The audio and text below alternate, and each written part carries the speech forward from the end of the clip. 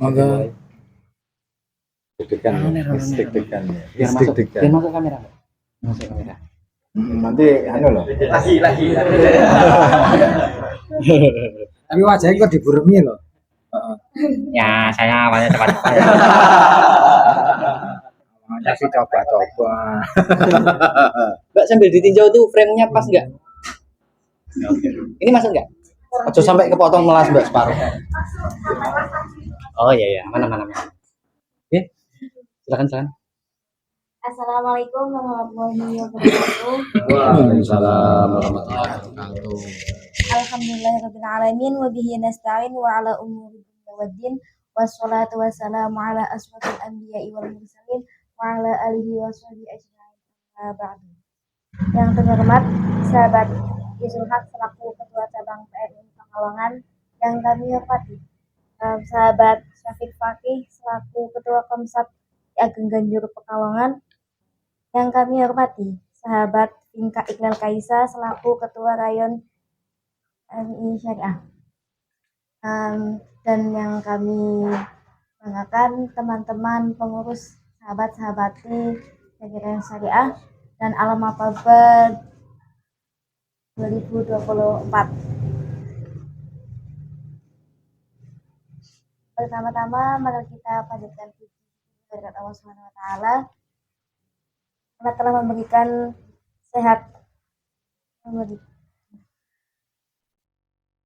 kesehatan kepada kita semua sehingga kita dapat berkumpul di acara hari ini. Kedua kalinya salam kami panjatkan kepada baginda kita Nabi Agung Nabi Muhammad SAW. Semoga kita tergolong menjadi umatnya yang kelak mendapatkan syafaatnya di yaumul akhirat. Amin ya rabbal alamin. Selanjutnya di sini saya sebagai moderator yang akan memimpin acara Disney seni pada sore kali ini dengan dengan judul itu apa sih itu seni tari, yang akan dipimpin oleh Bapak Ribut Ahwandi. Sebelumnya teman-teman semua udah kenal beliau belum?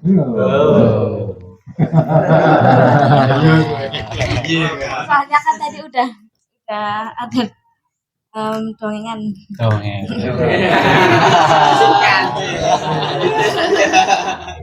Salam timun.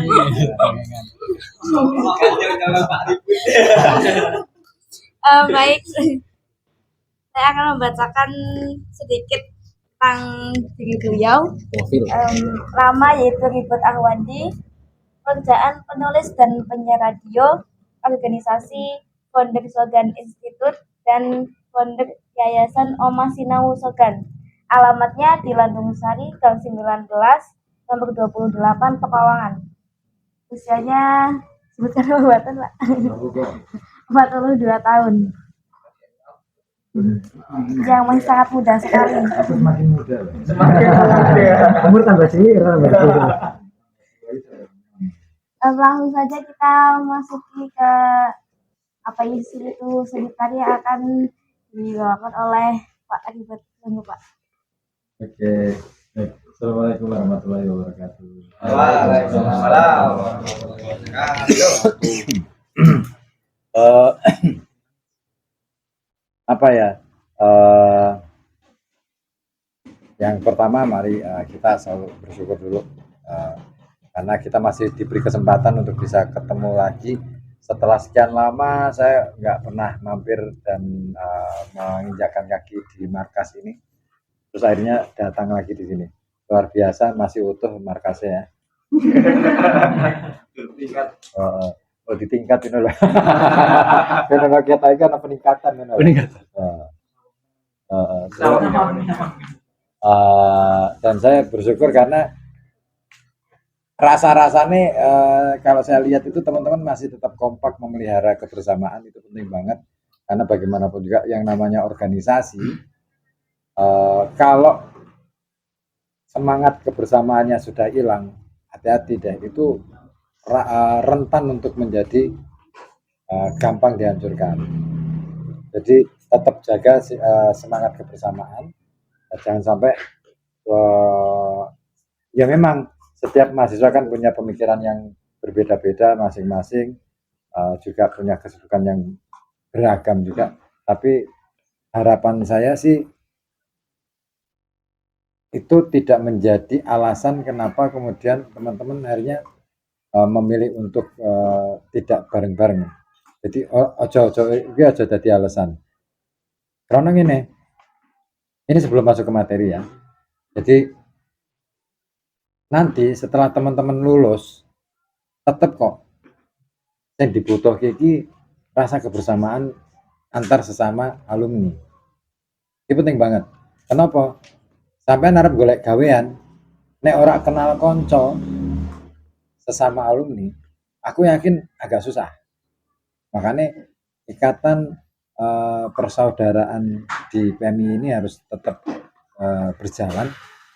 Bahkan nek perlu setiap ada kegiatan apapun hadirkan katakanlah alumni PMI itu penting gitu. Selalu minta pertimbangan dari mereka. Iya, sekalipun mungkin ada sedikit friksi di antara kalian, misalkan alumni ini jolo ngene sementara kalian punya keinginan sendiri.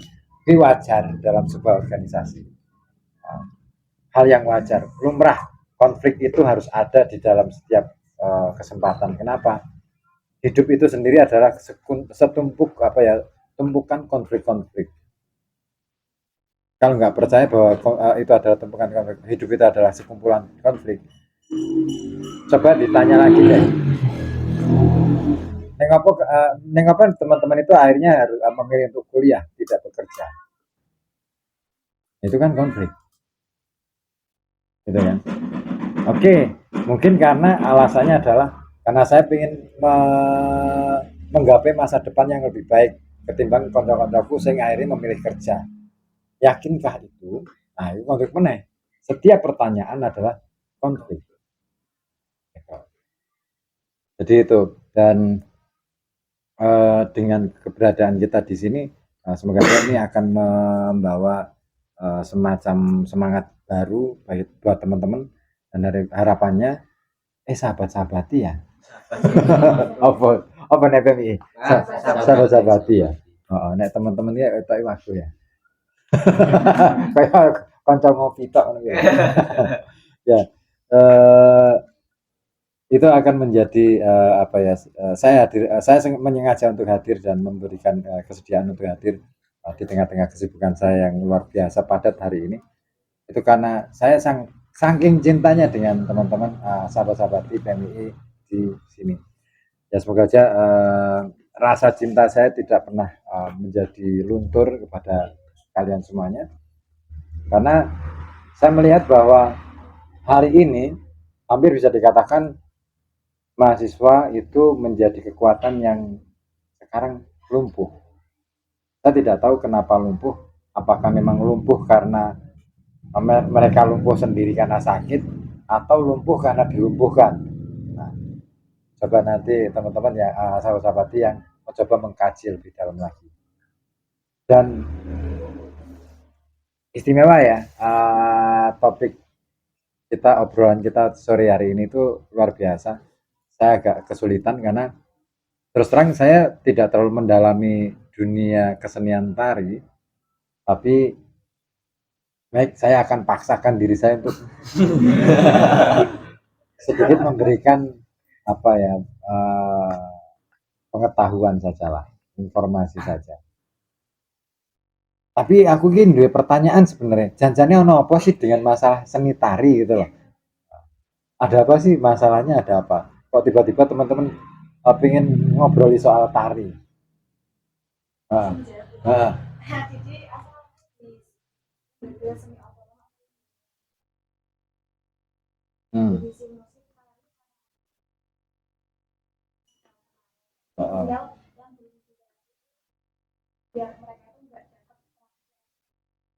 Oh gitu. Terus apa? Yang mau dicari tahu apa? Yang mau dicari tahu. Dasar-dasar tari bisa didol-goleki ning Google. Sesimpel itu. Teori dasar itu wes tersedia di Google, tersedia di yang sekarang itu ChatGPT, kan enak banget. Apakah tari itu?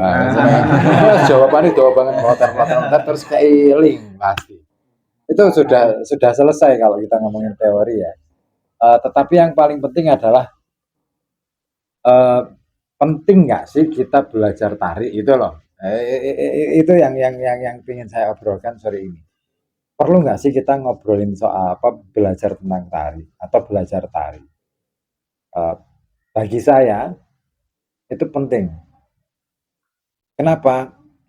Karena tari itu sebenarnya sebuah ungkapan ekspresif. Kalau kita mau mengambil dari sisi kebudayaan ya, soalnya problematika kita itu yang hidup di Pekalongan, terutama daerah kota, itu nggak punya kebudayaan. Kota itu nggak punya budaya. Yang punya budaya itu adalah kabupaten, terutama daerah atas. Kabupaten wilayah Wirodeso, Pekajangan, Ambo Kembang, terus ngene tekane batas iki Wonopringgo, iki wis ora duwe kebudayaan. Bisa dipastikan seperti itu. Kenapa? Karena masyarakatnya bukan lagi masyarakat komunal, bukan lagi masyarakat sing istilahnya guyub rukun gitu kan, wis nafsi-nafsi, ya kan? Sudah kompetisinya sangat tinggi, individualitasnya sangat tinggi juga. Jadi kebudayaan tidak akan terbangun kalau masyarakatnya individual.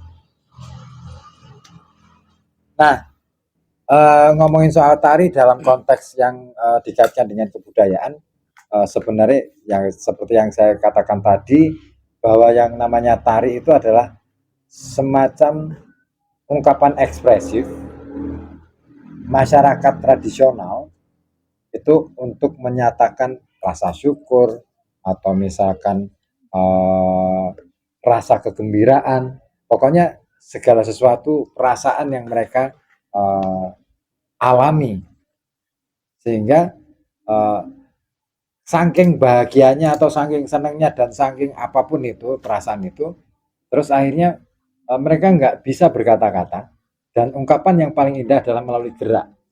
Nah, gerakan itulah yang sebenarnya menjadikan mereka itu apa ya istilahnya bahasa atau cara dia menyampaikan sebuah pesan-pesan yang terselubung lewat simbol-simbol gerak. Makanya nek teman-teman pernah datang ke penggiat-penggiat tari yang sebenarnya ya, yang tradisional ya, bukan yang disanggar. Kalau disanggar itu kan sudah belajar, proses belajar. Yang tradisional, maka tari yang muncul itu pasti tidak akan jauh-jauh dari aktivitas mereka sehari-hari.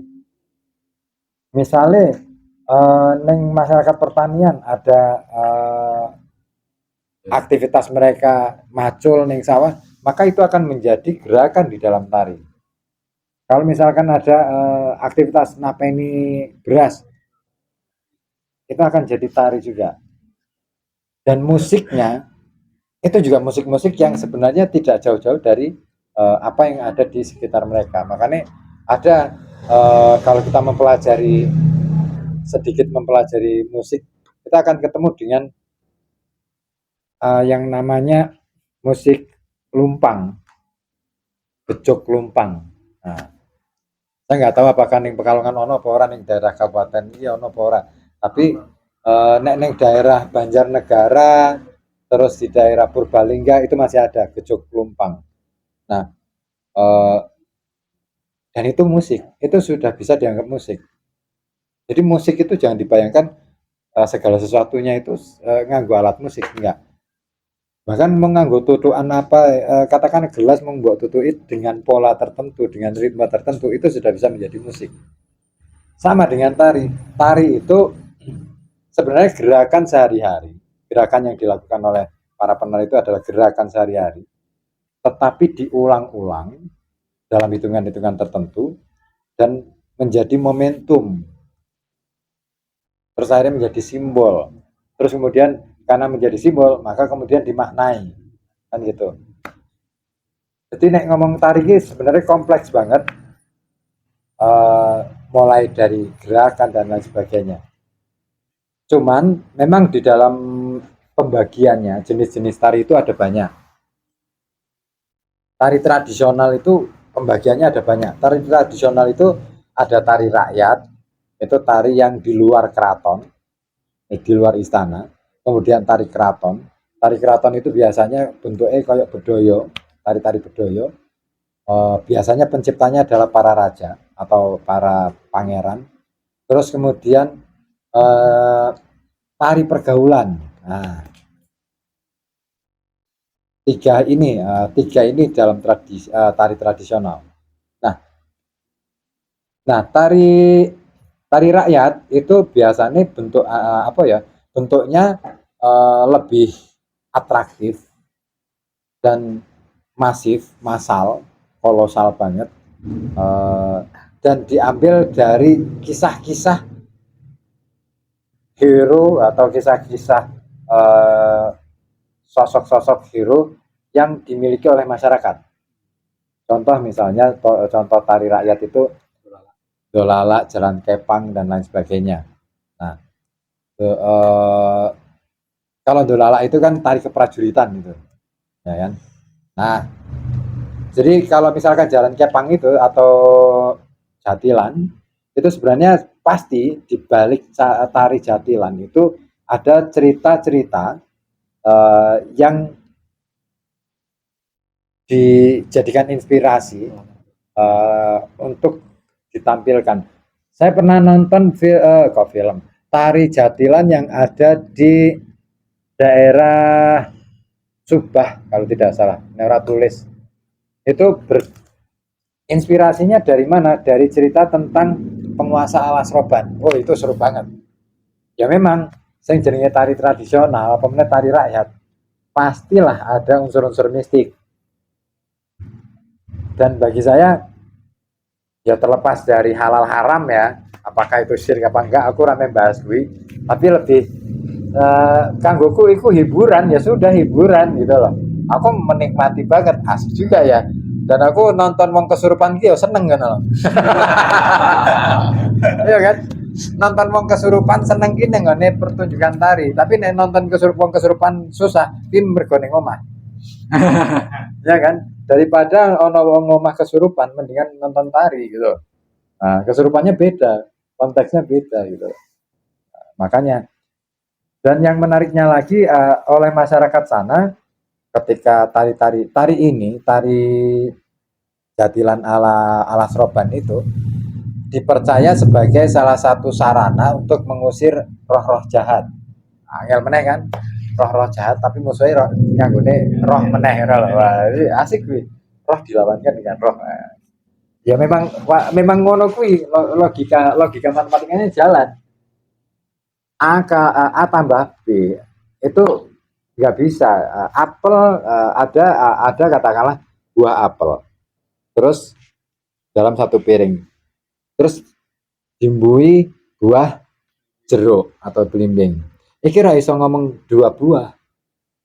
Tetap di atas piring itu atau di dalam piring itu ada sebuah apel dan sebuah jeruk. Tapi nek apel ana siji terus tambah apel nek jine iso ngomong di atas piring itu ada dua buah apel. Nah, logika matematikanya jalan kan? Artinya roh yo kudu ketemu karo roh, tarunge karo roh, ngono lho. Nah, iku asik banget nek nganggo logika matematika jan iki wong Jawa ki wis hatam soal logika. Meskipun dalam wilayah irasional, sangar kan? Oh, hebatnya wong Jawa ki ngono. Artinya bahkan di dalam wilayah yang tidak rasional pun logika masih dipakai. Nah, kita yang hidup di zaman modern kadangkala lupa bahwa ada logika, ada rasional, ada rasionalitas yang terlupakan. Seolah-olah buah yang ada di atas piring itu padahal dua jenis yang berbeda, itu seolah-olah bisa ditambahkan gitu loh. Gak iso. Nah, dikalikan bisa. Tapi perkalian itu harus diremukkan. Maka ada yang namanya jus apel blimbing. karena di jus bareng-bareng, di mix, diremukkan bareng-bareng, baru bisa dikatakan oh jus apel blimbing. Itu matematika banget. A kali B sama dengan AB. Mixing itu adalah perkalian. Lebih ketemu ya. Wajar aku. Nah, itu. Jadi oleh masyarakat sana diyakini sebagai tari-tarian untuk mengusir roh jahat. Terus biasanya dimainkan pada saat kapan? Biasanya dimainkan pada saat mau musim tanam atau saat panen raya. Nah, kenapa? Karena pada saat tanam itu mereka berharap tidak ada gangguan-gangguan dari bangsa ini demit, menolak. Demit itu beda dengan dengan setan ya.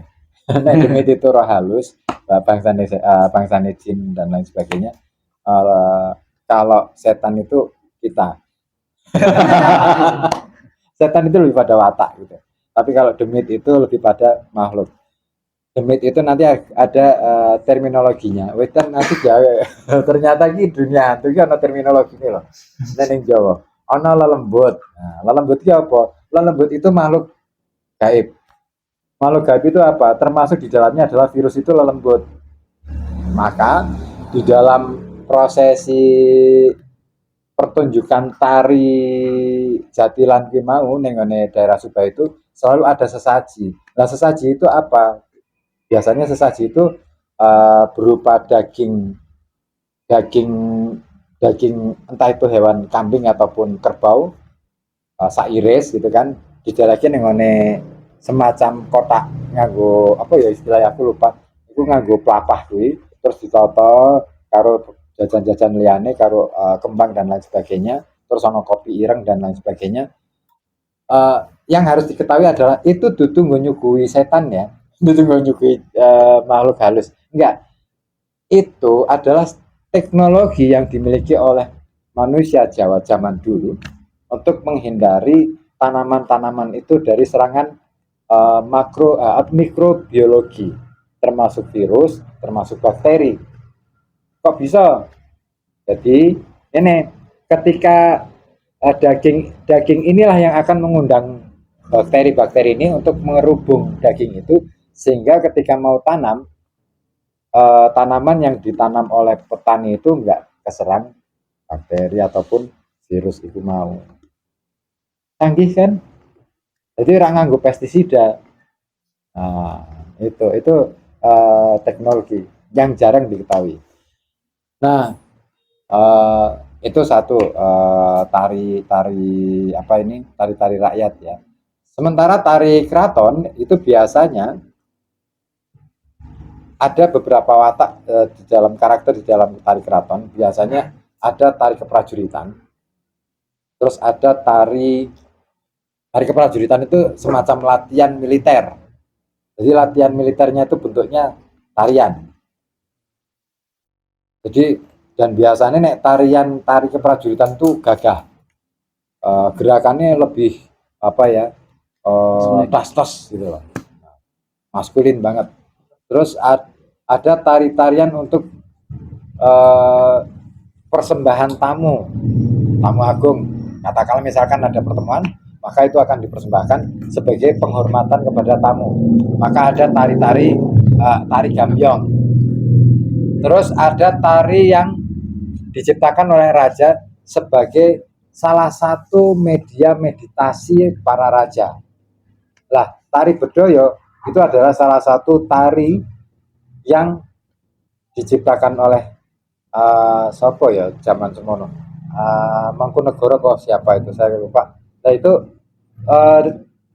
fungsinya apa? Fungsinya sebagai meditasi. Makanya tari bedoyo itu berlangsung lama banget, bisa sampai 7 jam.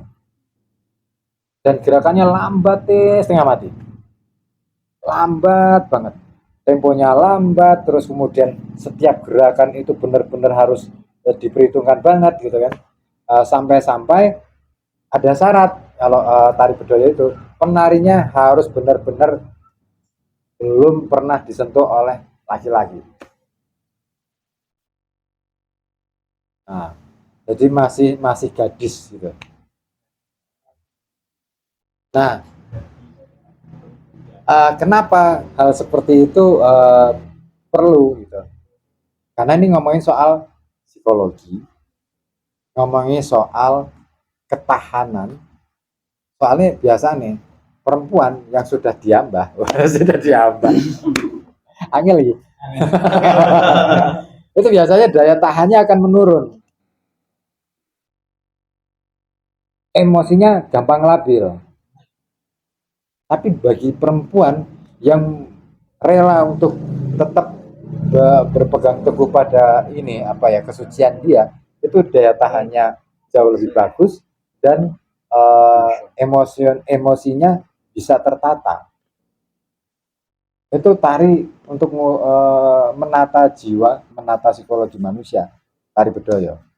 Makanya kalau misalkan penarinya itu haid misalnya, oh itu pasti gagal, nggak boleh nari. Nah, terus apa lagi? Tari pergaulan. Nah, salah satu contoh tari pergaulan itu kalau di kita itu tari rakyat tari pergaulan itu sebenarnya masuk ke dalam tari rakyat. Tari pergaulan itu biasanya koyok tari tayub misalnya atau lengger. Nah, kalau kita punya sintren gitu, itu adalah tari pergaulan. Ya sifatnya hiburan, dia entertain. Jadi entertainment zaman biyen ki yo ngono kae. Jadi tari sintren, tari tayub, lengger itu adalah entertain, hiburan ala rakyat bawah. Nah, makanya di dalam tari pergaulan itu dia ditampilkan di masyarakat umum dan biasanya yang nonton boleh ikut nari,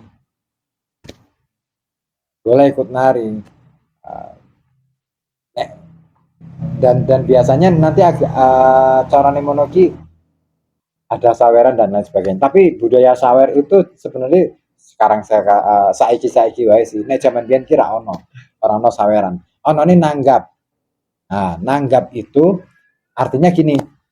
Saya orang kaya nih. Jadi yang nanggap itu pasti adalah orang yang punya uang berlebih.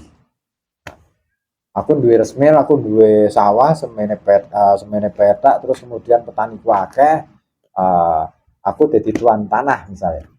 Nah, saya akan nanggap satu kelompok lengger ataupun sintren, tak kon mentas ning ngarep omah. Biasanya mentasnya di depan rumah dan tidak pakai panggung. Zaman biyen dong ono ricing, durung ono layos barang, persewan layos durung musum. Nah, kemudian ditampilkan di halaman rumah atau biasanya di resmil. Nah, siapa yang nonton? Itu petani-petani yang bekerja pada saya. Jadi semacam saya mau memberi hiburan kepada orang-orang yang bekerja pada saya, yang selama ini sudah membantu saya untuk menghasilkan panenan yang bagus. Jadi itu semacam rasa terima kasih tuan tanah kepada para buruhnya. Tapi biyen kan saiki bos ora tau nanggapi apa-apa. Nah, nanggapi orgas B durung karuan. Biasanya nek mantu. Ya kan? Tapi zaman dulu yang namanya tanggapan tari-tarian pergaulan itu selalu dilakukan pada saat setelah panen. Itu kenapa dilakukan semacam itu? Ya aku mau. Jadi ben hubungan kerja antara saya sebagai tuan tanah dengan para petani saya itu tetap akur, tetap api-apian. Dan di situ kemudian nanti ada semacam kontrol sosial. Apa kontrol sosialnya? Kalau ada satu petani yang tidak hadir di situ akan menjadi pertanyaan besar. Nengopo kaya rak teko? Oh loro, pilih. Nengopo kaya rak teko? Kayane wingi bar mutung misalnya. Lho nang apa mutung? Mergo denen kayane ora sepakat karo hasil sing wis dientuki. Misalnya upaya denen ki dia menilai upahnya terlalu sedikit. Nah, di situ bisa menjadi ruang untuk melakukan kesepakatan baru. Jadi orang nganggo rapat model koyo saiki ya, saya kan rapat yang ruang tertutup, terus ayal-ayalan gitu kan. Nah, dan biasanya pada saat nanggap itu si tuan tanah ini akan nggak cuman hanya memberikan tontonan hiburan saja, tapi juga akan membagi makanan setelah pentas selesai, makan bareng-bareng.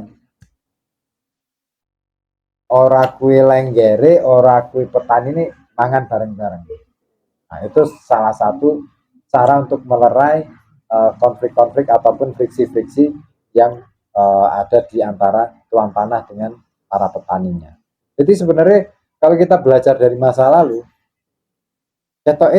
penyelesaian masalah sosial masa lalu itu jauh lebih canggih daripada penyelesaian sosial yang terjadi sekarang ini. Nah, saya kan opositistik nganggo jalur hukum, opositistik ya kan. Biyen ki nganggone kesepakatan. Hukum tertinggi adalah kesepakatan. Lebih demokratis zaman biyen daripada saiki. Nek aku ngarani ngomong demokrasi, luwih demokratis zaman biyen daripada saiki. Karena sekarang itu segala sesuatunya masuk ke ranah hukum. Ya karena kita sudah kadung ngomong bahwa negara kita adalah negara hukum, bukan negara demokrasi tenanan gitu loh. itu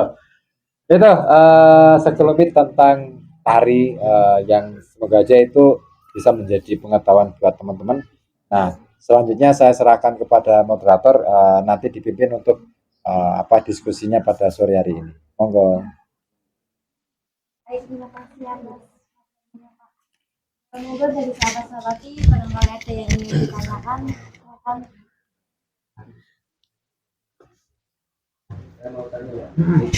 Kan di Kendal itu ada semacam tari barongan, Pak. Ikutnya itu barongan. tari apa itu, Pak?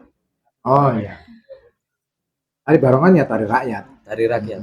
Kalau tari-tari yang hadir di tengah masyarakat itu pasti tari rakyat. Gak mungkin tari-tari keraton itu hadir di tengah masyarakat bebas gitu. Dan biasanya tari barongan itu kan kolosal ya. Ya. Nah, musiknya sederhana. Biasanya tari-tari rakyat itu gamelannya ora nganti saset gitu kan. Paling kenong, demung kadang-kala nggak ada. Ada, Pak, di Kendal. Ada ya. Ada. Paling saron gitu ya.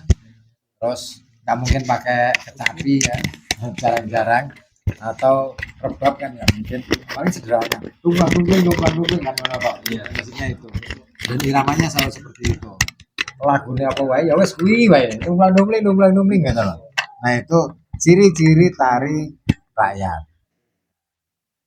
Sebenarnya pembagian kayak gini ini sama dengan seni-seni yang lain termasuk teater. Ada teater rakyat, ada teater modern, ada teater tradisional, ada teater istana dan lain sebagainya. Itu sama. Jadi mau apapun itu, kalau kita sudah ngomongin soal kesenian, sebenarnya teorinya akarnya sama. Karena tari juga sebenarnya seni pertunjukan, bagian dari seni pertunjukan. Itu. Oke itu, monggo Pak Moderator, ada pertanyaan? Seneng aku godani. Ya.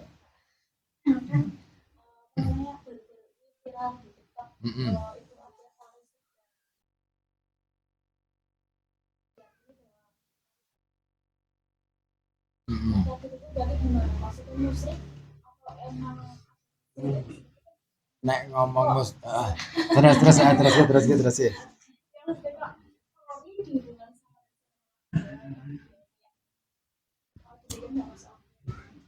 Ya apa sih di dunia ini yang masuk akal? Kamu mencintai pacarmu aja sudah nggak masuk akal.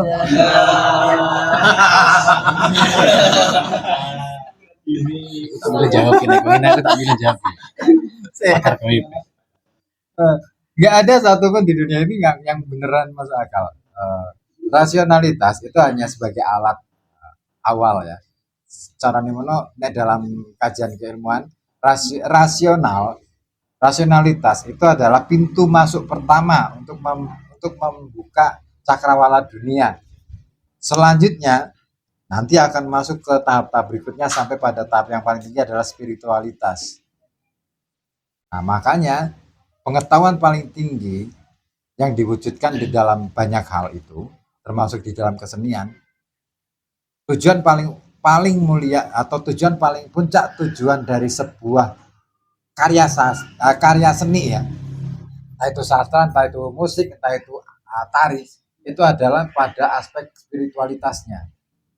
Nah, kalaupun misalkan ada keyakinan bahwa tari ini sebagai satu cara atau metode untuk menolak bala, bisa jadi iya, karena itu berdasarkan keyakinan mereka. Apakah itu musyrik? Aku rasa memberikan hukuman itu, tapi balik lagi, kalau mereka meyakini ya itu keyakinan mereka, gitu loh.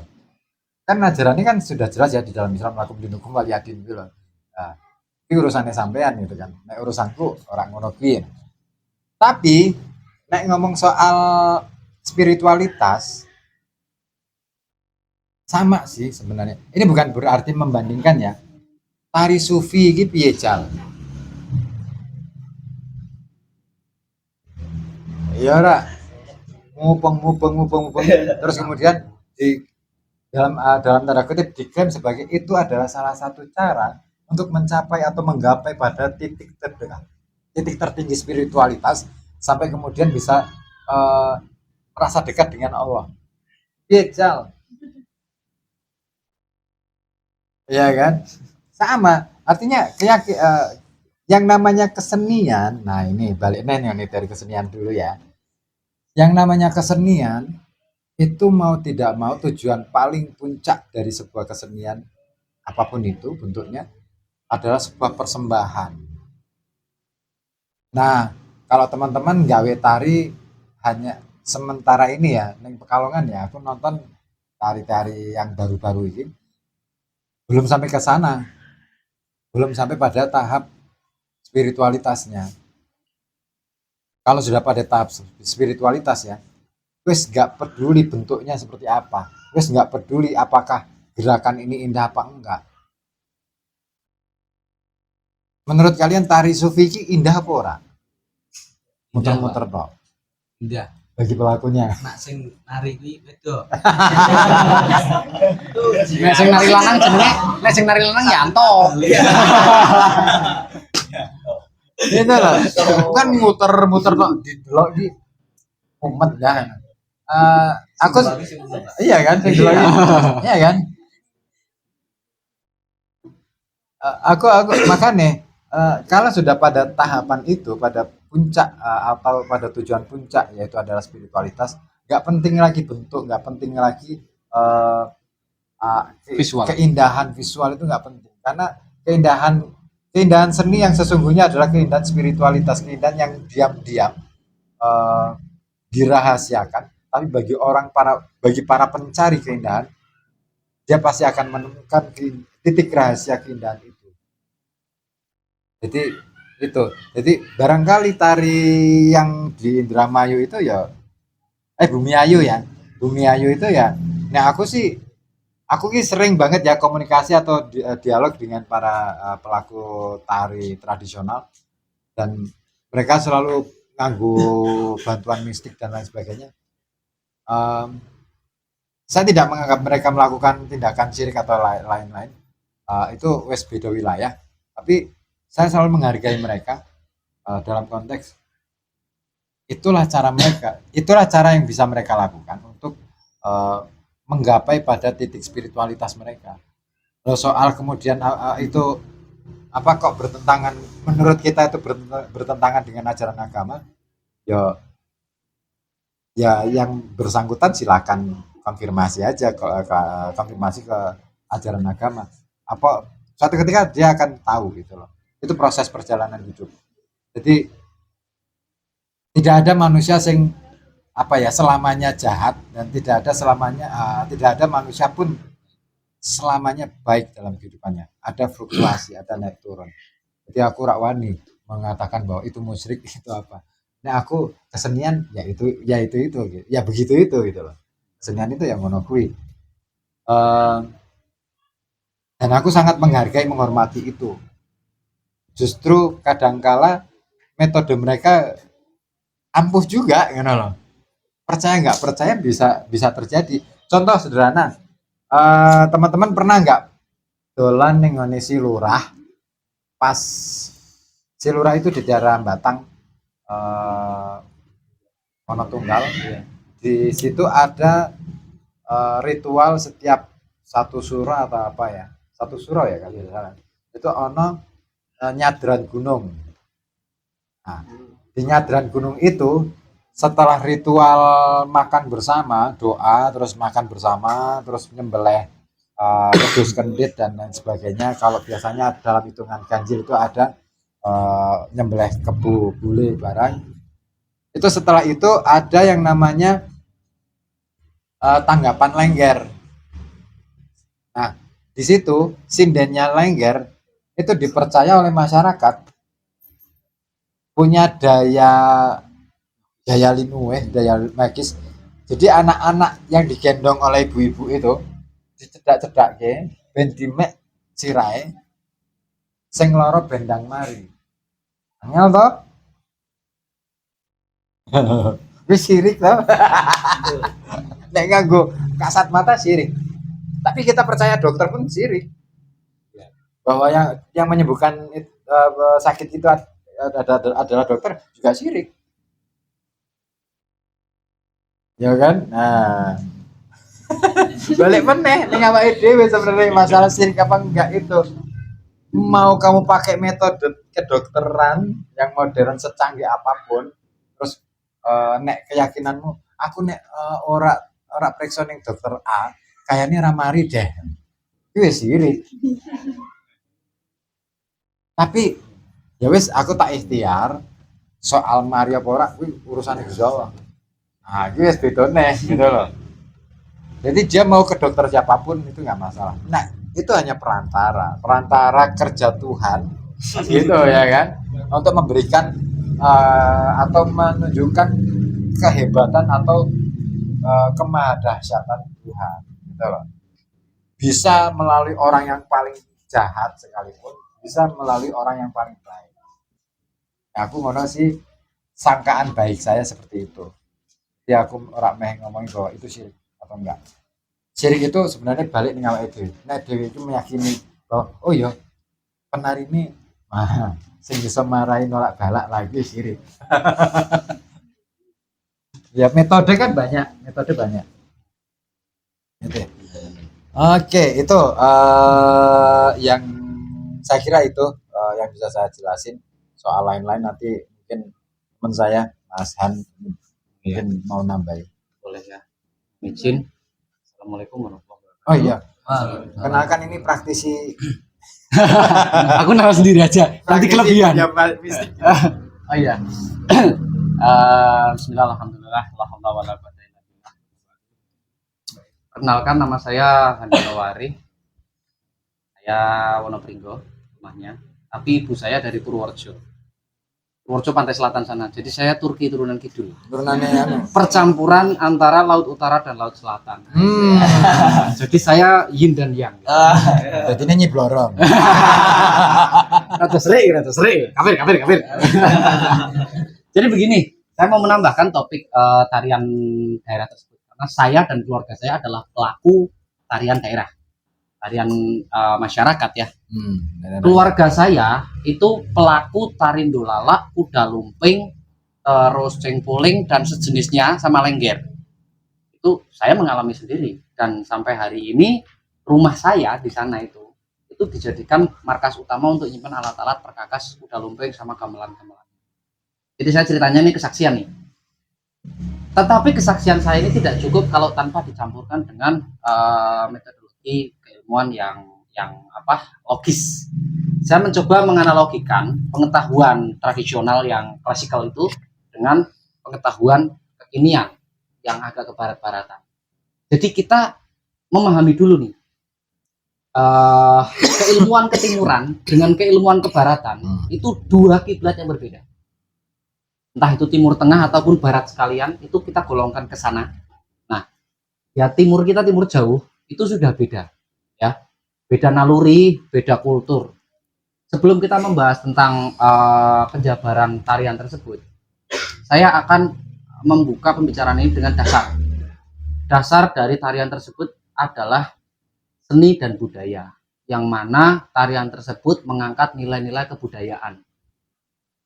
Budaya itu sendiri apa? Dalam pelajaran bahasa daerah, dalam pelajaran bahasa Jawa, itu ada disebut budaya, budi dan daya kata dasarnya, ya kan? Kalau di verbalkan itu dayaning budi. Dayaning budi itu apa? Daya itu kekuatan, budi itu berkaitan dengan pekerti, perilaku, terus energi positif, pemikiran yang positif, sesuatu yang luhur. Jadi dayaning budi itu kekuatan dari perilaku yang baik. Maka kebudayaan adalah sesuatu yang berbau dengan perilaku yang baik tersebut, yang memberikan suatu daya yang besar untuk sebuah kelompok tertentu. Makanya kebudayaan itu biasanya dipengaruhi dari faktor geografis, ya kan? Unsur ketinggian tanah, unsur perbatasan wilayah gitu. Biasanya antara daerah Kulon Progo dengan daerah Jogja itu akan mengalami perbedaan kultur. Kenapa? Karena Kulon Progo itu geografisnya itu perbukitan. Nggak mungkin orang perbukitan melakukan tari-tarian sama seperti orang-orang di dataran yang flat seperti di Jogja. Nah, itu satu latar belakang kenapa antar suatu geografis kebudayaannya berbeda, karena mengikuti kebutuhan wilayah tersebut. Suhu, ya, dinginnya cuaca di Dieng akan menyebabkan perbedaan tarian di Dieng dengan panasnya cuaca di kota Pekalongan. Kalian nari tarian di Dieng di kota Pekalongan itu rasanya ringsang badannya, karena tarian tersebut sudah disesuaikan dengan iklim suatu daerah tersebut, ya. Kemudian saya membawa jawaban yang tadi itu, yang mempertanyakan tentang apa, suatu tari yang baru itu berkaitan dengan suatu hal yang mistik. Kebetulan saya juga praktisi supranatural. Nah, nanti malam jangan lupa saksikan. Nanti malam jangan lupa saksikan di RKB. Radio RKB. Terus judulnya apa? Pasar Setan. Pasar Setan. Jam berapa?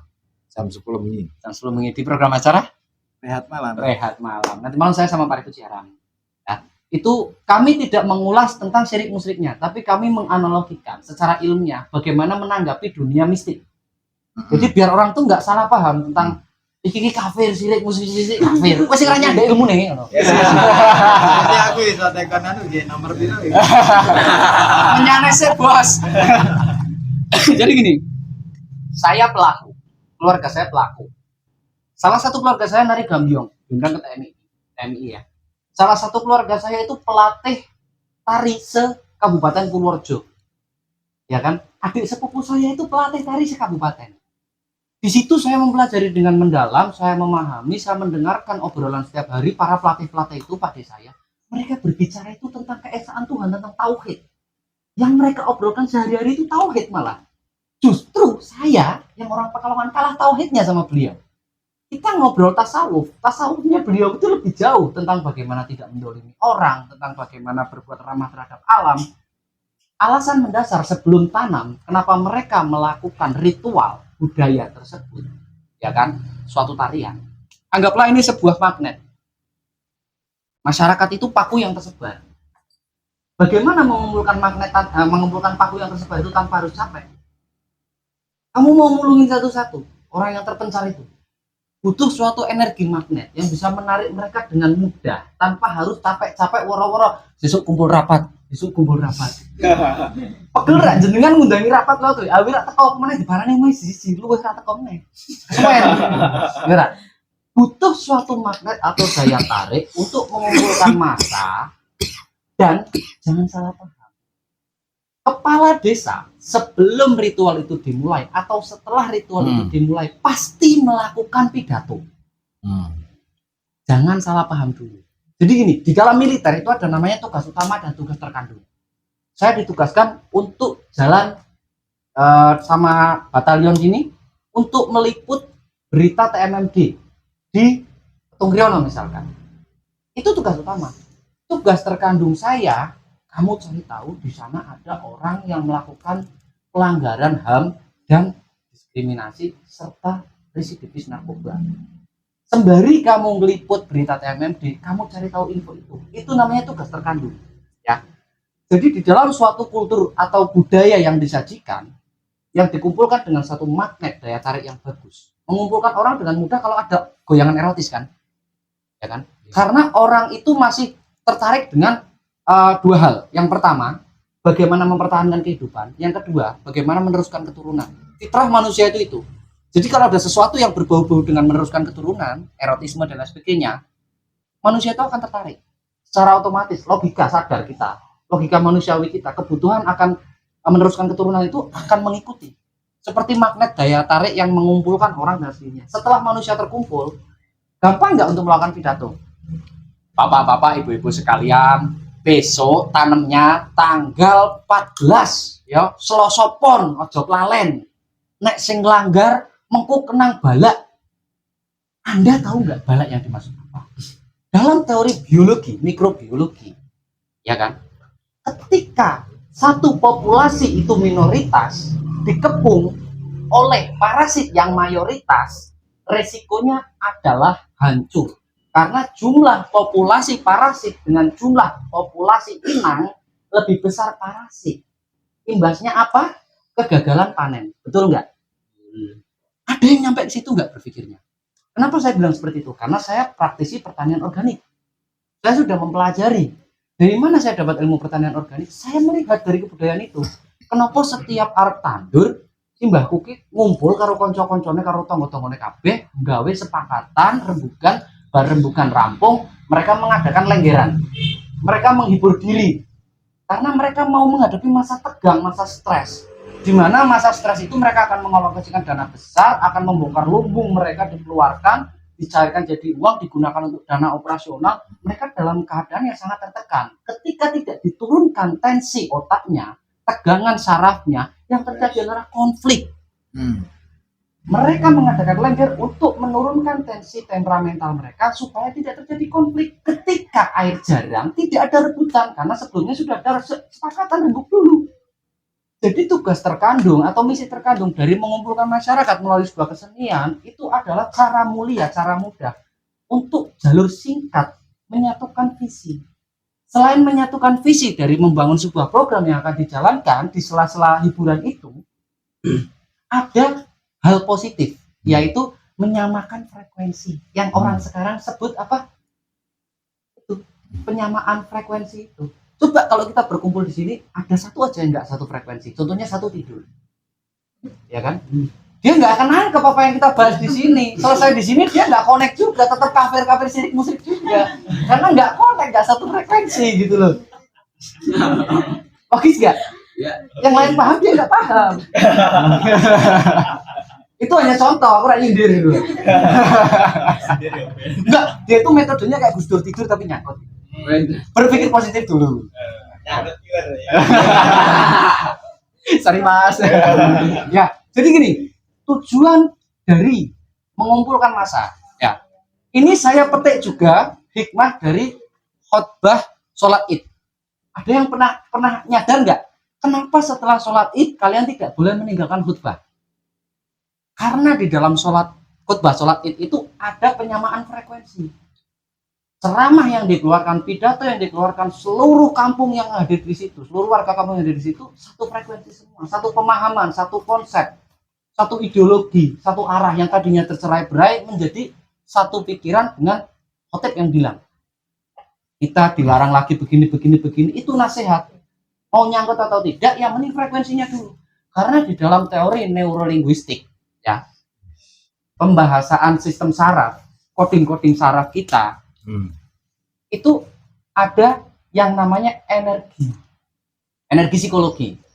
Jika aksi, baik itu aksi gerak, aksi visual, aksi audio yang disajikan kepada sekelompok orang diserang secara masif terus menerus berulang-ulang, maka akan membentuk suatu perilaku, ya kan? Jika penekanan pesan moral itu dilakukan dengan baik dan diterima dengan baik, maka frekuensinya akan sama. Energi positif yang dikirim akan menimbulkan reaksi positif. Saya yakin setelah pulang dari sini, kalian akan mengalami sedikit perbedaan dengan orang-orang yang nggak mengikuti kajian ini. Sudut pandang akan berbeda karena kalian mendapat tambahan sedikit asupan knowledge, ya kan? Jadi ketika orang-orang sudah satu visi, ketika orang-orang sudah satu frekuensi, orang-orang itu bisa terminimalisir dari potensi perbedaan paham, potensi konflik psikologi, konflik sosial, yang mana endingnya pemimpin adat suatu daerah tertentu akan mudah mengarahkan ke satu tujuan, seperti mengarahkan jangan tanam duluan, harus tanam serentak. Kenapa? Jumlah parasitnya masih banyak. Kalau kalian tanam sendirian, parasit versus inang, kalian kalah. Yang rugi siapa? Kamu sendiri. Nanti endingnya kamu ngutang sama tetangga kamu untuk nanam lagi, tetangga kamu kekurangan uang lagi, tetangga kamu ngutang sama lurah. Dampaknya sosial, gitu loh. Kenapa lurah itu woro-woro kenceng di posisi tengah-tengah hajatan itu, prosesi hiburan-hiburan adat itu? Hiburan adat adalah hiburan yang paling cocok karena sesuai dengan etnografi lingkungan situ, keetnisan, kelokalan situ. Coba saja bawa musik metal ke daerah Purworejo. Lu sing ngono. Entro, karena kontra, enggak mungkin ki musik apa sih gitu kan. Rasa tekan Purworejo kajen. Kajen ayo apa sih kayak musik kok setan gitu kan. Enggak ono sing seneng. Jadi yang lebih tepat untuk memberi hiburan pada suatu lingkungan masyarakat tentu ya yang sudah disepakati universal oleh masyarakat tersebut bahwa itu adalah nilai baik. Value baik dan buruk itu dibangun untuk membentuk suatu budaya yang mana kepahaman baik dan buruk itu akan menjadi aturan atau norma. Ketika norma itu dilanggar, maka akan terjadi ketidaksepakatan. Rebana di Pekalongan kota dibawa ke Dieng, bingung wong Dieng iki apa? Gitu loh. Sama juga tari lengger dari sana bawa ke kota Pekalongan, wah, iki bid'ah. Karena tidak disepakati secara universal oleh pembangunan kesepakatan yang tadi yang endingnya menjadi kultur atau budaya. Budaya itu nilai-nilai kebaikan yang sudah diakui oleh suatu kelompok masyarakat tertentu. Nah, harapan dari menghilangkan bala itu ketika semua frekuensinya sama, ketika semua sudah seimbang, balance, mengurangi nilai konflik, mengurangi dampak-dampak efek domino dari ketidakseimbangan itu. Ketika ada satu orang yang nggak mau ikut aturan, ketika ada satu orang yang ngeyel dengan perintah atasan tadi, pimpinan tadi, maka dampaknya 40 rumah akan kena dampak. Ketika 40 rumah itu wis utaknya wis ruwet, ini ularnya 40 rumah meneh. Akhirnya satu kerumunan itu rusak semua. Balak yang dimaksud itu balak psikologi seperti itu. Nah, ketika permainan sesaji, saya sudah mengulik tentang permainan sesaji. Ketika saya urai protein, nitrogen dan lain sebagainya, zat-zat yang ada di dalam makanan itu dikembalikan ke tanah, maka trichoderma, ya kan, lactobacillus dan sejenisnya itu akan masuk ke dalam tanah, mengurai tanah menjadi lebih baik dan memusnahkan bakteri-bakteri patogen yang ada di situ. Jadi sesaji yang diberikan itu memancing bakteri protagonis untuk memusnahkan bakteri antagonis sehingga tanaman terbebas dari serangan virus, jamur, dan bakteri. Dan itu sudah saya praktekkan selama 10 tahun. Terbukti hasil ekstraksi dari sesaji tersebut diaplikasikan ke tanaman tumbuh lebih baik. Jadi yang bilang sajen itu kafir, syirik, musyrik, lu ilmunya belum nyampe. Gitu ya. Itu ada teori mikrobiologi. Suruh belajar dia biologi lagi. Kayak gitu ya. Bagi yang bilang sajen itu syirik, kuliah dulu biologi. Jurusan mikrobiologi. Kalian pasti akan nyampe. Karena apa? Orang yang nyinyir itu, yang otaknya nggak nyampe. Atau biasanya ini, mereka tuh masalah biasanya tuku beras. Nah, orang itu nganggur. Jadi nggak tahu penderitaannya. Sama ketika kita mengatakan tarian itu kok bid'ah itu, nggak ada hubungannya sama menolak balak. Kamu belum nyampe teorinya. Ketika kita memahami kesamaan frekuensi, kesamaan ideologi, mengurangi nilai konflik, meningkatkan keakraban satu sama lain, meningkatkan solidaritas, orang di beras, hubungannya baik. Endingnya, ya kan? Jika satu orang membuat maksiat, 40 rumah terkena dampak. Jika satu orang berbuat kebaikan, otomatis sama dong. Masa nggak seimbang, nggak adil dong. Nah, itulah secara psikologi seperti itu. Kenapa harus tarian adat setempat? Karena mereka yang setuju. Dan budaya itu bergeser. Seiring berjalannya waktu, tarian itu akan diperbaiki. Semakin kesini mereka akan mengikuti dengan perkembangan norma-norma yang berlaku. Dulu di Pekalongan masih banyak tarian erotis. Sekarang tari apa kuwi? Sing kuwi? Sing kesasi kuwi bangsane sintren.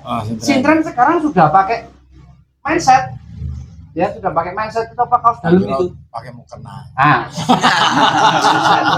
nah, ya pokoknya semakin kesini tergantung dengan degradasi budaya. Degradasi budaya itu dimulai dari asimilasi dan akulturasi budaya. Ketika ada akulturasi budaya, maka budaya itu akan blend.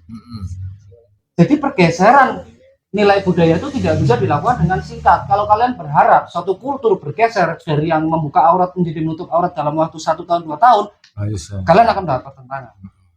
Menggeser budaya itu melalui asimilasi dan akulturasi. Salah satunya dengan perkawinan. Kenapa banyak budaya ta'aruf disebarkan? Itu adalah teknik untuk menyebarkan keislaman melalui dalam. Seperti menghancurkan asteroid dari dalamnya dengan bom di film Armageddon. Yang tahu nonton. Kalau dihancurkan dari luar nggak akan pecah itu asteroid. Jadi kalau mau merusak suatu budaya, masuki budayanya, suntikkan budaya baru, rusak kebiasaannya. Itu berlaku untuk seluruh negara. Ya. Jadi kalau kita didoktrin untuk saling memusuhi satu sama lain, kita sedang dalam penggerogotan. Tapi kalau kita ditekankan lagi tentang kearifan, ya kan, terutama kearifan lokal, apa sih yang terkandung di dalam suatu kultur tersebut? Yang penting dipikirkan dulu tuh, kandungan-kandungan intisari. Jadi dalam hidup kita tuh ada syariat, hakikat, tarekat, dan ma'rifat. Kita boleh lihat syariatnya itu salah, tapi hakikatnya apa sih? Intisari tujuannya, niat mereka mengadakan itu apa? Nah, itu kita kupas lagi. Yang mana yang salah, kita tutupi. Yang mana yang kurang pas, kita tambal. Sekarang dolalak yang tadinya celananya segini, sekarang sudah bawah lutut. Itu pergeseran, dan itu prosesnya memakan waktu 25 tahun, Mbak. Serius, saya menyaksikan sendiri dolalak celananya segini di Purworejo. Sekarang sudah di bawah lutut. Itu saya dan keluarga saya pelatih. Apa saya ngomong seperti itu? Kami yang tidak setuju sendiri, oh ya ini tidak sesuai dengan Islam ya, dirubah celananya. Kita bikin yang baru. Kenapa budaya itu bergesernya lama? Karena untuk jahit satu celana itu ya Mbak ya, butuh biaya Mbak. Sementara timnya itu uang 40 Mbak. Satu baju 400.000 kali 40, bonyok Mbak nekon geser setahun ngarep. Gak iso. Itulah kenapa budaya bergeser lambat. Semua terkait dengan ekonomi. Hidup tidak jauh-jauh dari ekonomi. Lanjutkan bos. Ya seperti itu ya. Soalnya topiknya wis aduh aku ini ekonomi aku nyerah. Orang ngono. Jadi teman-teman ini kan hidup di alam industri soalnya. Yes. Ya, tak? Jadi alam industri akan selalu memandang kesenian itu hanya sebagai alat untuk hiburan. Maka apapun yang diciptakan di dalam kesenian yang industrial itu orang pernah mikir tekan kono, yang penting cuan. Ya enggak? Ya wes buka-bukaan aja deh. Transaksional. Sekarang buka-bukaan aja deh. Hadroh. Wah ini. Hadroh itu bisnis apa bukan sekarang itu? Hadroh. Bisnis hiburan. Ya kan bisnis toh saiki. Iya. Nilai kandungan spiritualnya masih ada enggak? Saiki ngene. Dhewe bukan berarti anti maulid ya, enggak, aku enggak anti maulid, cuman ngene, dhewe nekani acara maulidan, hadroh digelar jebret, duduk terus ono lampu sorote ngono kaya orkesan ngono ya kan, kaya Monata, Adela, ya kan, nah akhirnya apa, balik meneh, iki hiburan, dan faktanya kan akhirnya sampai ono tarif dan lain sebagainya kan. Itulah kesenian ketika sudah masuk di industri. Tapi kesenian yang dijalankan secara tradisional oleh masyarakat, lahir dari kebudayaan masyarakat, itu orang mikir tekan kono. Orang mikir saiki ngene. Kira-kira penari lengger ki bayarannya piro sih ning desa? Ikhlas. Wah. Mereka nggak dibayar mahal-mahal. Tapi karena yang terpenting adalah unsur kebersamaan itu, untuk membangun kebersamaan ya aku mau frekuensi yang memadai frekuensi itu tujuan utamanya dalam koridor sosiologi. Nah, dalam koridor spiritual itu kok ada pembahasan yang lebih dalam lagi gitu loh. Itu lebih pada pelakunya. Tapi nek dalam konteks kemasyarakatan maka ada yang dicapai dari sebuah pertunjukan seni itu adalah menyamakan frekuensi dulu, terus akhirnya bisa kompak bareng-bareng, dan kita menyadari bahwa oh iya, setiap orang dalam sebuah masyarakat itu punya peran yang sama pentingnya. Itu kalau kita ngomong hubungan kesenian dan kebudayaan. Neng gandeng teman-teman ini kan sudah lahir di era industri. Kadang-kala nggak paham apa yang disampaikan oleh Mas Haniku itu apa ya, praktik zaman-zaman dulu ketika masyarakat tidak terlalu terkooptasi oleh industrialisasi. Nah, problemnya sekarang mungkinkah, kan pertanyaannya gitu ya, mungkinkah kita kembali ke itu, ke masa lampau? Mungkin sangat sulit untuk bisa kembali ke sana, tetapi paling tidak kita ambil nilainya.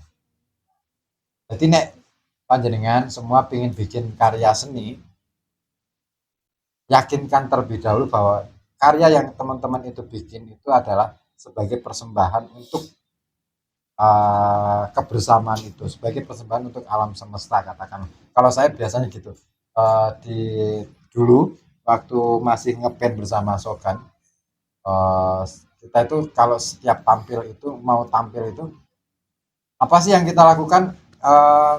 Ritual dulu, ritualnya apa? Doa bareng nih backstage gitu kan. Terus saya akan memberi pengantar bahwa apa yang kita tampilkan ini adalah persembahan untuk alam semesta. Jadi orang urusannya karo duit. Tenan, bayarannya Sogan sih piro sih? Neng adrenalin ya paling dibayar semono. Neng Bali ya, wah ya biasa. Duit itu bukan tujuan gitu loh. Duit honor itu adalah apa ya istilahnya, bonus kalau dari kami seperti itu. Jadi ketika sudah frekuensinya sama nih, oke, ini untuk persembahan Tuhan, untuk persembahan alam semesta. Iku iso kawin loh, kawin dengan karya kita. Bayangkan ya, setiap kita tampil di atas panggung selalu ada gerimis tipis-tipis banget, jadi ngeremun, istilahnya ngeremun nek istilah kita gerimis tapi ora kerep ngono loh. Jadi air ini kayak melayang-layang kan ya, titik-titik air lembut banget.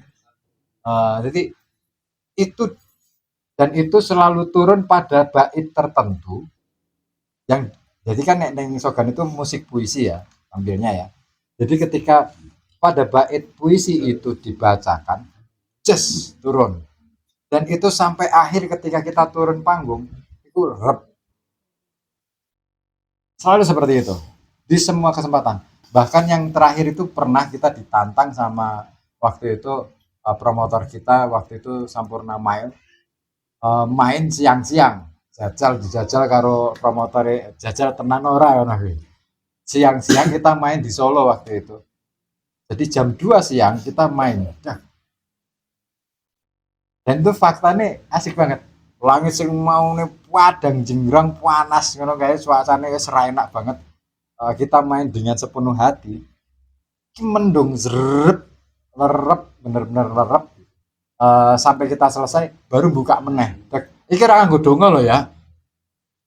Iki ora nganggo jambi-jambi piye lho ya. Energi. Enggak, tapi apa semua yang ada di atas panggung waktu itu, baik itu drummer, baik itu gitaris, itu menyadari bahwa setiap nada ataupun setiap kata yang diucapkan dan dilakukan itu muncul dari dalam, benar-benar dari dalam. Jadi mereka deep banget ketika membacakan itu, sampai kadang-kala vokalis ki sampai dia di tengah-tengah kadang-kala rak kuat. Terus akhirnya terus main musik sak wen-wen dan nanti sampai liran mudun mingguri panggung. Aku wis kentean suara karena tenaganya sudah habis gitu loh. Jadi memang harus benar-benar full prima. Kalau dalam keadaan yang tidak prima, aku yakin pasti tidak akan kuat. Pernah kita itu diminta 4 lagu tampil, isone mung sak lagu. Karena memang energinya luar biasa gede banget. Ketika yang ditampilkan itu dilalah puisi sing sakral kuwi mau neng Sogan. Ini pengundang hujan gitu. Jarine promotor saya waktu itu Sampurna itu, wah iki band Sogan ki band pengundang hujan. Tapi asiknya ngene, nek Grimes Gremon ki kan gak pati basah kan.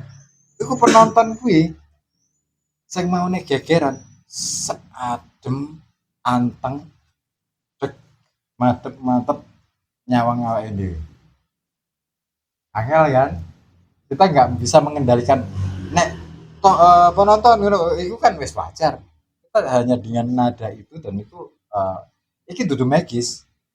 Ini nggak ada hubungannya dengan magis. Tapi balik lagi bahwa ketika kita sudah mampu dalam karya seni apapun, ketika kita sudah melakukan sesuatu sesuai dengan panggilan atau suara hati, aku yakin karya itu pasti akan monumental banget. Jadi itu. Jadi nek ngomongi sirik atau ora, ya katakanlah saya pelaku sirik juga lah. Kembali ke esensi, Mbak. Kembali ke esensi apa? Feel trustnya orang itu, trustnya kepada yang Maha Esa atau trustnya kepada iblis. Kalau trustnya kepada yang Maha Esa, apapun tindakan di situ akan dikalkulasikan tetap dosa dan pahalanya. Walaupun niatnya baik, kalau membawa keburukan, dosanya tetap dihitung, baiknya dihitung. Tapi kalau sudah caranya salah, niatnya salah, ya endingnya ke iblis. Jadi tidak ada yang buruk sebelum pengadilan akhir itu disaksikan. Betul. Kesalahan itu nggak ada. Yang membuktikan salah itu hanya Allah. Itu, monggo dilanjut. Asik nggak? Iya, iya. Lanjut, ada yang mau tanya.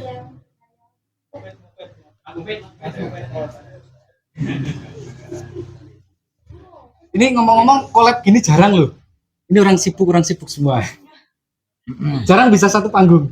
Serius. Nah, kalau saya itu pemateri di Dinas Pertanian, Mbak, Kabupaten Pekalongan. Kalau beliau itu pemateri di kampus-kampus. Ya. Jadi kami jarang-jarang bisa collab begini. Dilalah ini pas lagi bareng, aku pengen ikut beliau. Ngono ya, jadi tak pikir mindsetnya harus paham betul ya antara kebudayaan yang dibentuk oleh industri dan kebudayaan yang dibentuk oleh masyarakat. Itu beda banget, cara berpikirnya beda. Industri itu murni untuk materi, duit. Tapi nek masyarakat nggak mikir soal itu. Oh iya, satu lagi tadi saya belum membahas. Apa? Mumpung ada sisa waktu ya. Jadi terkait dengan spirit atau trust yang bisa membentuk energi positif secara makro dan berpengaruh terhadap makrokosmos sistem, itu spirit itu sendiri. Spirit dimulai dari trust atau kepercayaan. Saya yakin bahwa dengan berkata-kata yang positif seperti mocopat, seperti itu, maka saya akan memancarkan energi positif kepada tetangga saya, dan tetangga saya akan menceritakan hal baik kepada yang lainnya sehingga menimbulkan aksi reaksi yang positif secara makro. Dan ketika aksi reaksi positif secara makro itu berjalan, alam pun akan diperlakukan dengan ramah. Contoh memperlakukan alam dengan ramah, menggunakan produk-produk organik ramah lingkungan. Iklan ini. Ini edukasi, Pak. Sing mereknya disensor sih. Oh iya. Ojo sebut merek Diruci. Oh, sebut ya. Sorry. Bayar 5.000. Ya. Jadi ketika suatu fakta terbaru ketemu nih, itu yang tadinya 1 ton per iring atau 1 ton lebih, hari ini hanya menghasilkan 60 kilo sampai 600 kilo, tidak sampai 1000. Menurut kesaksian dari orang-orang yang berkecimpung di dunia situ, pertanian di Kedung saat ini yang sedang dipanen, mereka terlalu dolim terhadap alam dengan menggunakan pestisida sintetis yang terlalu berbahaya dan merusak alam sehingga bakteri-bakteri penjaga alam mati secara massal. Endingnya tanah rusak, sudah tidak bisa bersirkulasi secara natural. Alam sudah punya sistem imunnya sendiri. Alam sudah punya sistem sirkulasinya sendiri. Ketika kita mengganggu keseimbangan alam, hukum alamnya apa? Semuanya akan terganggu. Itulah ekosistem. Jadi ketika satu trust itu muncul, ditularkan ke tetangganya, ke sebelahnya, membentuk trust secara massal, itulah yang disebut dengan spirit. Spirit, suatu hal yang tidak nampak, tapi ada dan bisa dirasakan impact-nya pada suatu kerumunan tertentu, sehingga membentuk suatu kebiasaan dan pola perilaku.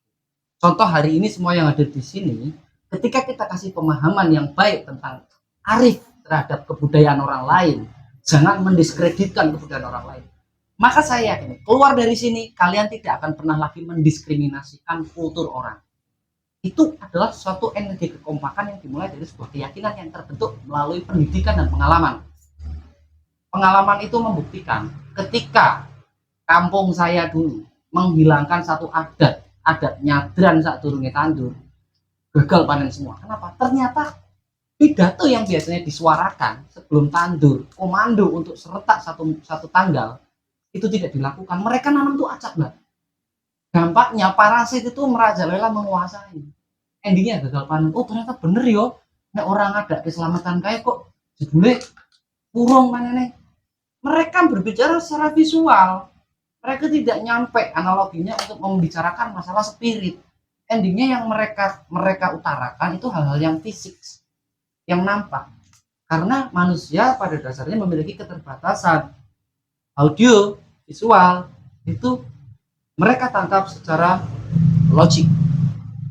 Secara umum, sangat jarang orang-orang yang belajar tasawuf, yang belajar secara mendalam manajemen kolbu.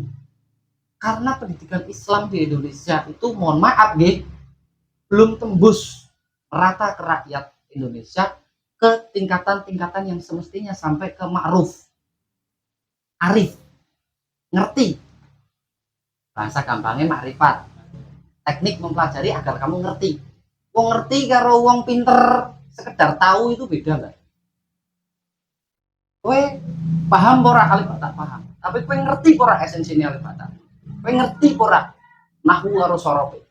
Beda lho, Mbak. Wong arif terhadap nahwu sorof karo wong sing iso maca Quran tok. Beda enggak? Kenapa kita perlu melakukan pembelajaran tasawuf? Arahnya agar kita arif, agar kita tuh tidak dolim kepada tetangga yang beda kultur, dolim kepada tetangga yang beda ras, dolim kepada orang yang punya kebudayaan berbeda. Nah, disitulah peran penting menanamkan pemahaman spiritual. Namun karena keterbatasan waktu, zaman perang, zaman semono, zaman ngelembak, orang lego wong mulang-mulang sing kok ngono. Intine praktisi masyarakat sing mohon maaf masih bebal. Wis kowe ngadake keselamatan punya ngono Pak Pidato. Itu trik politik. Waktu itu orang tidak tahu caranya mengumpulkan orang karena orang tuh lapar. Nyora tuh corona ngopo rapat-rapat ra ono panganane, tak kei panganan.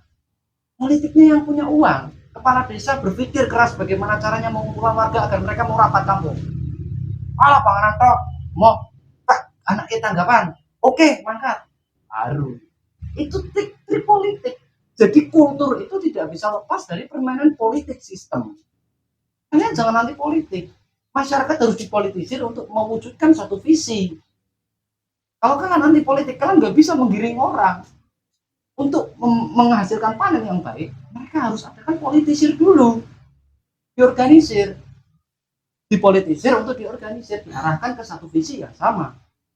Jadi spirit adalah sesuatu hal yang melandasi itu semua untuk mewujudkan harapan bersama. Dan spirit itu ada dalam diri kita yang mana terbentuk secara berjamaah. Spirit tidak akan terbangun secara individu kecuali hidayah. Sampai di situ? Paham?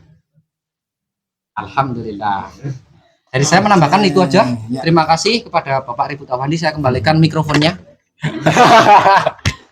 Gitu ya. Ya wes, yo, sapa meneh yo. Kita ngobrol santai yo. Mbak Tari.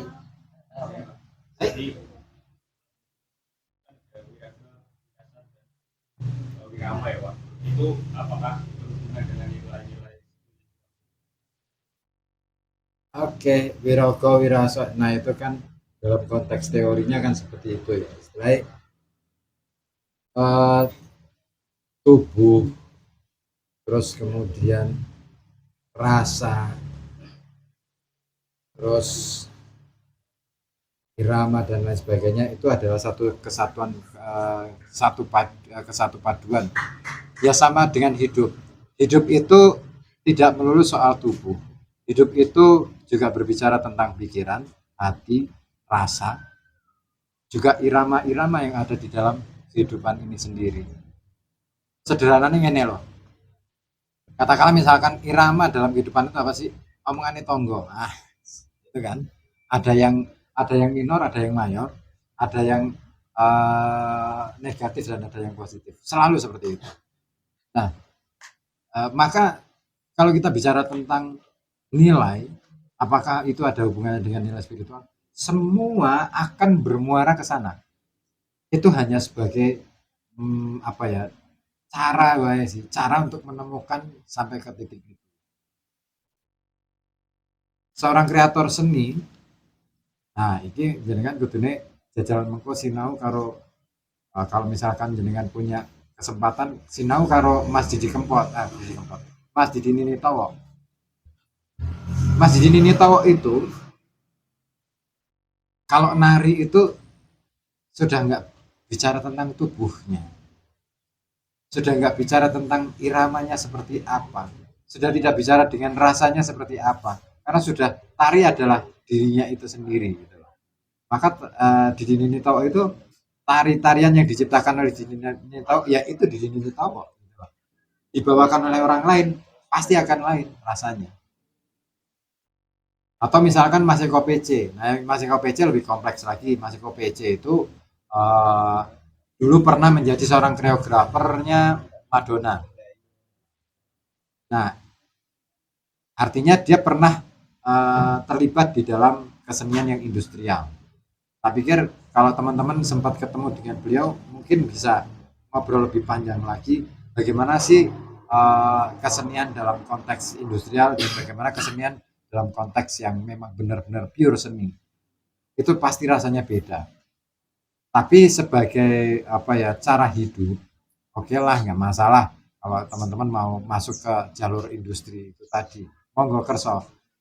Cuman ojo kalen bahwa nanti harus kembali lagi pada ranah kesenian itu sendiri sebagai sarana untuk masuk ke dunia spiritualitas.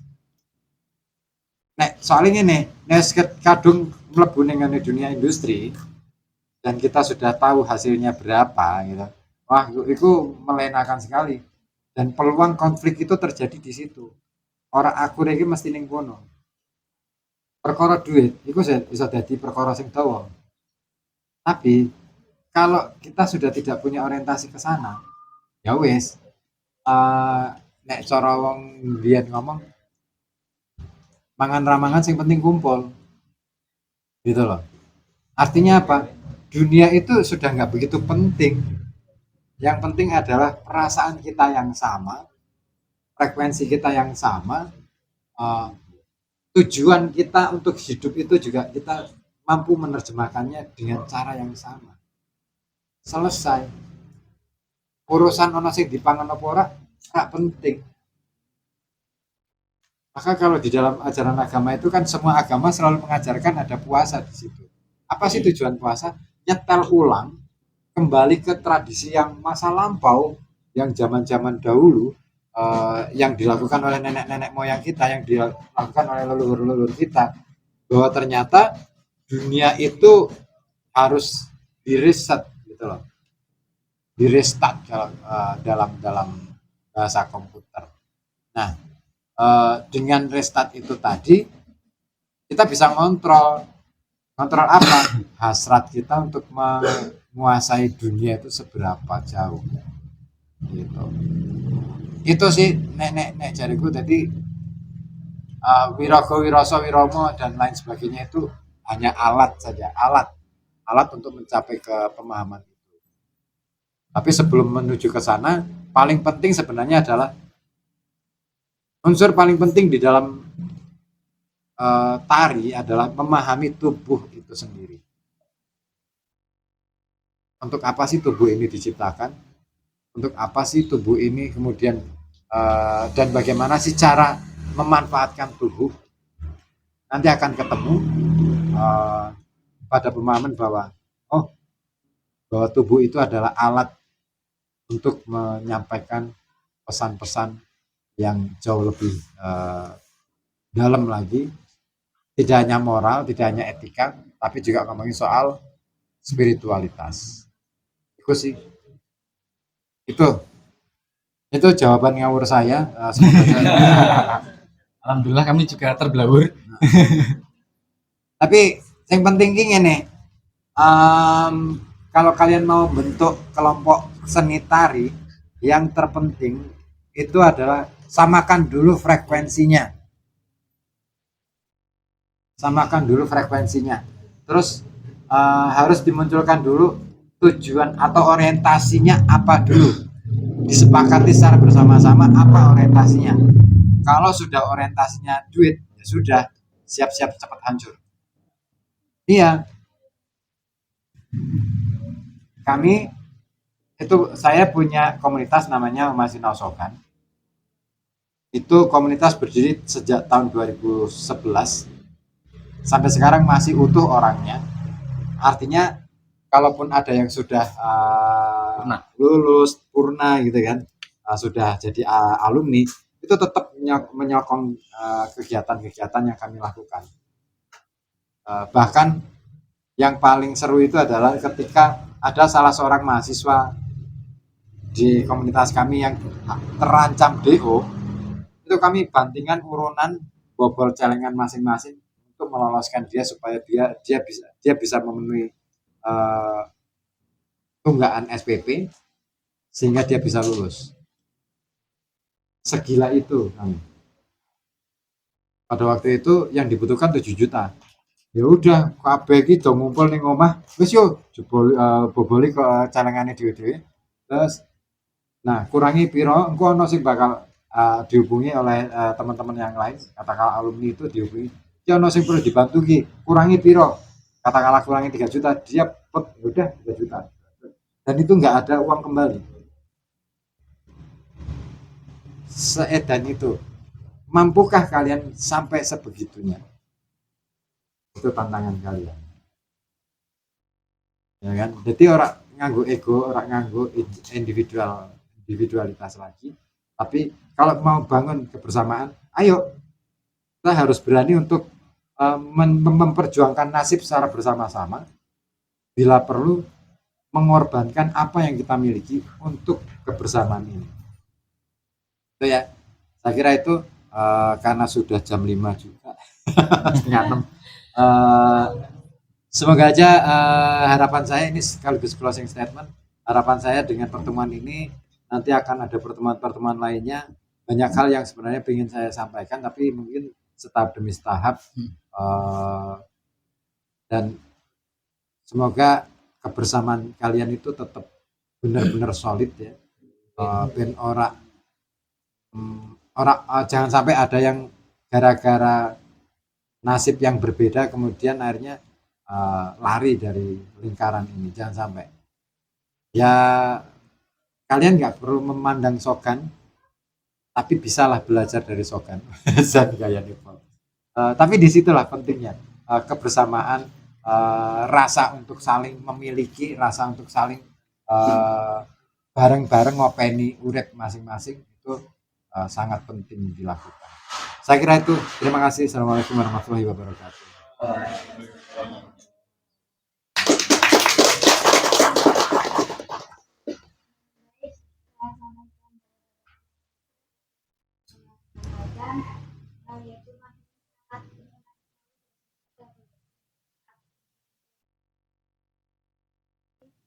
Saya selaku moderator mohon maaf sebelumnya tidak banyak kesalahan atau kekurangan, dan saya akhiri Assalamualaikum warahmatullahi wabarakatuh. Waalaikumsalam warahmatullahi wabarakatuh.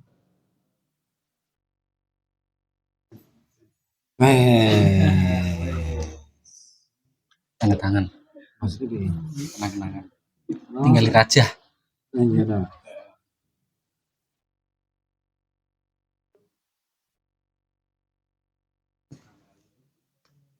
Mbak, ini kami tinggali raja buat jenengan biar diinget-inget ya. Iya, Perlu dilaminating. Dibaca boleh. Oh iya, nek ning gone Sogan iki ngono. Jadi setiap kali ada pertemuan gitu ya. Catatan itu apa poin-poin penting itu dicatat terus kemudian ditempel. Jadi Bisa baca nggak? Iya, ya. Coba dibaca yang keras. Satu hal yang selalu tetap di ini adalah perubahan satu rasa, satu visi, satu frekuensi. Tepuk tangan.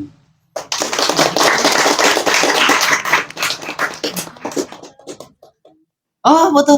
Oh, foto ya. Boleh, boleh. Alhamdulillah.